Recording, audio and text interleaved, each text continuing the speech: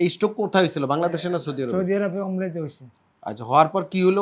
ওরা ওখান থেকে আমার মদিনা ট্রান্সফার করছে। আমি ফুল চেয়ারে আসছি, হাতটা একদম কথা ঠিক মতো কইতে পারতেন না, কথা করতে পারছি। হ্যাঁ, দেখেন কথা আলহামদুলিল্লাহ। আলহামদুলিল্লাহ আমি মোটামুটি একদম সুস্থ এখন সব। আর আইটা একটু দেখেন। হাঁটি দেখ। বিসমিল্লাহির রহমানির রহিম। দর্শক, স্ট্রোক প্যারালাইসিস বিশেষজ্ঞ ডক্টর শফিউল্লাহ প্রধান, ডিপিআরসি, শ্যামলী রিং রোড থেকে।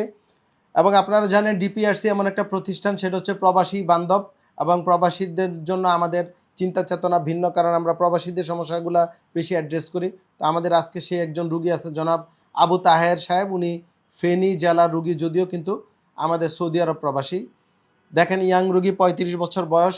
যাই হোক, দুর্ভাগ্যবশত ওনার উচ্চ রক্তচাপের কারণে ওনার হেমোরেজিক স্ট্রোক হয়ে পড়েছিল। স্ট্রোকের কারণে ওনার ডান সাইড টোটালি প্যারালাইসিস, বিছনায় পড়েছিল। তো উনি আমাদের কাছে আজকে কতদিন? আজকে 25 দিন। 25 দিন। তো উনি আলহামদুলিল্লাহ এখন হাঁটতে পারে, চলতে পারে, ফিরতে পারে। আমরা ওনাকে ছেড়ে দিব, আবার ফল আফে থাকবে ইনশাল্লাহ। আশা করি আগামী 2-3 মাসের মধ্যে সম্পূর্ণ ভালো হয়ে যাবে ইনশাল্লাহ, আশা করি। তো ওনার সমস্যাটা আমি শুনি কেমনে কি হইলো। আপনার নাম তো আবু তাহের, ঠিক আছে? ফেনী বাড়ি কোথায়? ফেনী আমার ছাগলনাইয়া। ছাগলনাইয়া। আপনি সৌদি আরব কত বছর ধরে? 17 বছর। ও, এই স্ট্রোক কোথায় হয়েছিল, বাংলাদেশে না সৌদি আরবে? সৌদি আরবে ওমরাতে হয়েছে। আচ্ছা, হওয়ার পর কি হলো? ওরা ওখান থেকে আমার মদিনা ট্রান্সফার করছে। মদিনা থেকে আমি 13 দিন ছিলাম ওখানে হাসপাতালে। আমার ব্রেন স্ট্রোক এগুলার স্যাররা পরীক্ষা করি। আমি ঈদের 2 দিন আগে দেশে আসছি, কোরবানির ঈদের 2 দিন আগে। তারপরে আপনার সাথে যোগাযোগ করছি। এখানে আশেপাশে আমার এক ভাইয়ের বন্ধু আছে, বন্ধু ঠিকানা দিচ্ছে আপনার সাথে যোগাযোগ করার জন্য। ওর মারফতে এখানে আসছি। আচ্ছা, আপনি ওই এখানে সৌদি আরব থাকে, এখনো সৌদি আরব আছে। ওই কইছে কোন জায়গা নিবে নন নিবে সেটা আপনার এখানে ট্রিটমেন্ট দিছে। এটা হচ্ছে আমাদের অর্জন, আলহামদুলিল্লাহ। আমাদের জন্য দোয়া করবেন। আমাদের পুরান রোগীরা রোগী আর কোথাও পাঠাইতে চায় না, আগে ডিপিআরসি যা, তারপরে আলাপ, নাকি? ঠিক আছে। এটা হচ্ছে রোগীদের, দেখেন রোগীর নিজের মুখে এভাবেই রোগী সব চলে। এবং আপনি যখন আইছিলেন তখন কি হাঁটতে পারতেন? আমি ফুল চেয়ারে আসছি, হাতটা একদম কথা ঠিক মতো কইতে পারতেন না, কথা করতে পারছি। হ্যাঁ, দেখেন কথা আলহামদুলিল্লাহ। আলহামদুলিল্লাহ আমি মোটামুটি একদম সুস্থ এখন সব। আর আইটা একটু দেখেন। হাঁটি দেখাইতেছি, দেখে একটু একটু সমস্যা আছে, এটা ঠিক হয়ে যাবে। ঠিক হয়ে যাবে, হ্যাঁ আসেন।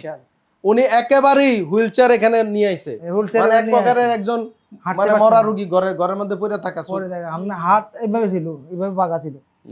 আলহামদুলিল্লাহ এখন সফল, আলহামদুলিল্লাহ। এবং এই রোগীগুলা যদি ফলাফে থাকে, স্ট্রোক যারা করছেন, বা সবার একটু সতর্ক করি, উচ্চ রক্তচাপ যা প্রবাসী ভাইয়েরা যারা আছেন, ভাই বোনেরা, আপনারা ঠিক নিয়মিত প্রেশার মাপবেন, প্রবাসে ডায়াবেটিস চেক করবেন। আর এই যে গরু, খাসি, ছাগল, ভেড়া, মহিষ ওখানে খান, এই যে দুম্বা, এগুলা বন্ধ করতে হবে। খাওয়া বেশি হয়ে যায়। হ্যাঁ, এগুলা বেশি ইয়াং মানুষ খেল খাইছে, এগুলা আর খাইবেন না। আর বিড়ি খান অনেকে, এই কারণে আমারও হইছে।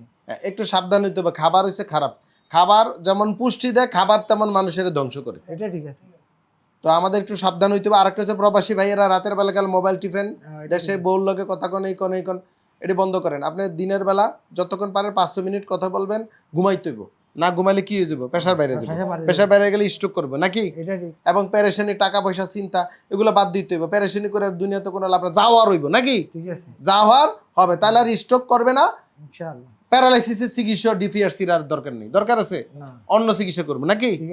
আর কিছু বলবেন আপনি? না, আলহামদুলিল্লাহ আপনারা আল্লাহ হায়াত দেখ, আপনার দ্বারা আমি সুস্থ হইতেছি। আর একটু যদি আরো সুস্থ হই, আলহামদুলিল্লাহ। আলহামদুলিল্লাহ। সবাই রোগীর জন্য দোয়া করবেন, দোয়া করবেন আমার জন্য। জি, দোয়া করবেন, যেন আমরা দোয়া করি যেন আপনারা ভালো থাকেন। আর বাংলাদেশের চিকিৎসা ব্যবস্থা নিয়ে আপনারা চেষ্টা করবেন যেন আমাদের আরো প্রতিষ্ঠান বাড়ে, বাংলাদেশে ভালোভাবে আমরা দিতে পারি। হ্যাঁ, দেশের চিকিৎসা ব্যবস্থা ধ্বংস না করে সবাই চেষ্টা করেন উন্নতি কিভাবে করা যায়, তাহলে দেশের মানুষের চাকরি হবে, প্রবাসী ভাইরা ভালো চিকিৎসা পাবে কম খরচে। আর না হলে সব সিঙ্গাপুর, থাইল্যান্ড, চীন পার্শ্ববর্তী দেশে চলে যাইব, ঠিক আছে? চলে গেলে আমাদের আর কিছু করার, টাকাও যাব, সবই যাব, জায়গা বেচবেন, সবই বেচবেন, ঠিক আছে?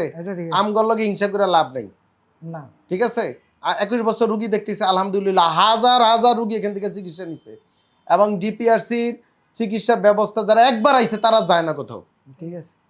ঠিক আছে, ঠিক আছে। দোয়া করবেন সবাই। আসসালামু আলাইকুম ওয়া রাহমাতুল্লাহি ওয়া বারাকাতুহু। ডিপিআরসি লিমিটেড, আস্থা, বিশ্বাস ও নির্ভরতায় অবিচল।